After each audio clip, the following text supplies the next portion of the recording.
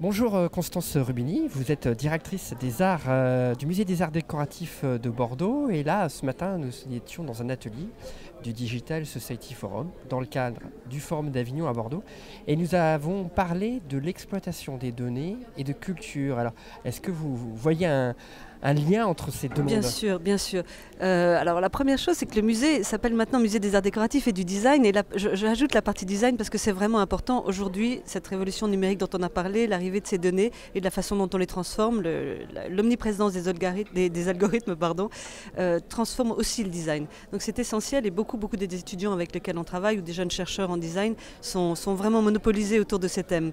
Et puis culture et données, mais oui évidemment, c'est la question que Dominique Cardon a évoquée à la fin, c'est-à-dire que comment est-ce qu'on fait à la fois, ce qui est formidable, c'est que les données aujourd'hui, la masse des données nous permet de suivre des parcours singuliers et non pas d'être que dans la moyenne des statistiques, mais quand même le profilage, ça nous inquiète un peu parce qu'à partir du moment où on est profilé, est-ce qu'on va laisser la porte ouverte à des comportements nouveaux, créatifs, de recherche, voilà, c'est ça. Comment designer les nouveaux comportements lorsqu'on se met à profiler les données qu'on a traitées en fait.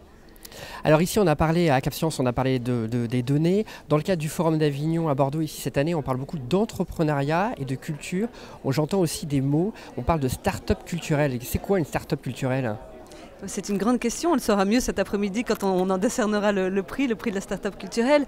Mais voilà, c'est une entreprise qui est à donner à visée culturelle. Et de toute manière, enfin, déjà, aujourd'hui, la culture est à réinterroger avec justement le numérique. Les pratiques culturelles, la fabrication même des contenus artistiques, avec les données, on a vu des présentations d'œuvres artistiques tout à l'heure pendant cette séance. Tout ça est en train de se redéfinir avec l'évolution et l'omniprésence du numérique dans nos vies quotidiennes. Donc la culture est à repenser et la start-up culturelle nous permet justement d'entreprendre autour de ces nouvelles façons d'envisager la culture. Est-ce que vous observez que le numérique change justement ces pratiques créatives ? Bien sûr. Le numérique change les pratiques créatives, change la façon d'expérimenter la culture, change la façon de l'enseigner, de la diffuser, de l'aborder. Le rapport au temps qu'on a avec la culture a énormément changé grâce au numérique. Donc oui, bien sûr, tout ça s'est entièrement transformé. Et je pense que du coup, nous, dans les institutions, on a beaucoup à réfléchir pour réinventer en fait une culture qui intéresse le citoyen d'aujourd'hui. On subit beaucoup moins, on est beaucoup plus acteurs, on pratique grâce justement à la multiplication des données, l'amateur est beaucoup plus présent. Donc oui, tout ça c'est en train de se réinventer en ce moment. Et nous, au Musée des Arts Décoratifs et du Design, ça nous passionne.